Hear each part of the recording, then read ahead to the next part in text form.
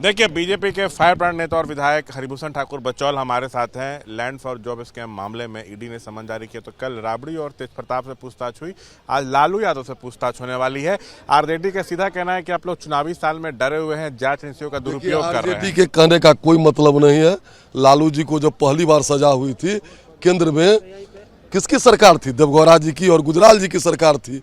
लालू जी जब सजावता हुए तो मनमोहन सिंह जी की सरकार थी। ये कहाँ से सुगना मोड़ का जमीन आया, कहाँ से फ्रेंड्स कॉलोनी में मकान आया, तो बताना चाहिए। नौकरियां दिए और जमीन लिखवाए गरीबों से। तो भारत के कानून के हाथ इतनी लंबी है कि कोई भी कितना बड़ा क्यों न हो उसके गिरेबान तक पहुंच ही जाता है। अच्छा, ये बताइए कि चुनावी साल में टाइमिंग पर सवाल उठ रहा है, आरजेडी की तरफ से टाइमिंग पर सवाल उठाया जा रहा ये है। बरसों से केस चल रहा है। टाइमिंग क्या है?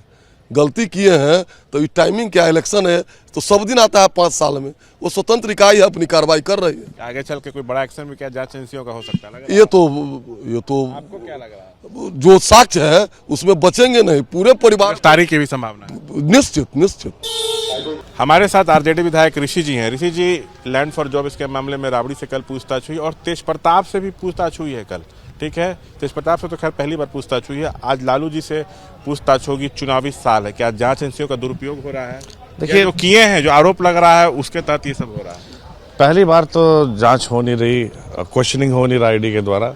पहले भी हमने देखा है और जब ये भी नोटिसेबल है कि जब चुनाव आता है तब तक जो है ये ईडी और सीबीआई का जो नेट है फिर से शिकंजा जो है कसने लगता है। अब ये प्रेशर पॉलिटिक्स है, किसको सिग्नल देना है किसको नहीं देना है ये तो केंद्र की सरकार बताए। पर एक तरह से ये डिटरेंट का भी काम कर रहा है कि जैसे पिछले बार भी जब ईडी की रेड हुई थी तो सरकार बदल गई थी। इस बार देखिए क्या होता है।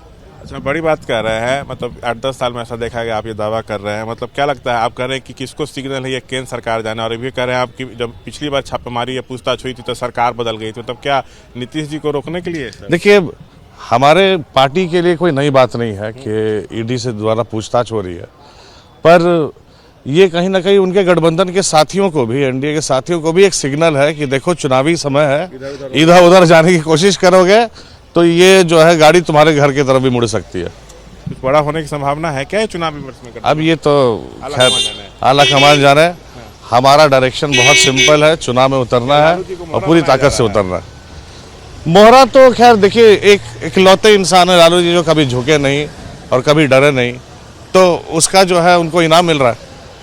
तो ये थे ऋषि कुमार, आरजेडी विधायक ऋषि कुमार हमसे बातचीत करते हुए। कैमरा पर्सन विशाल राय के साथ में शशांक कुमार, एबीपी न्यूज पटना।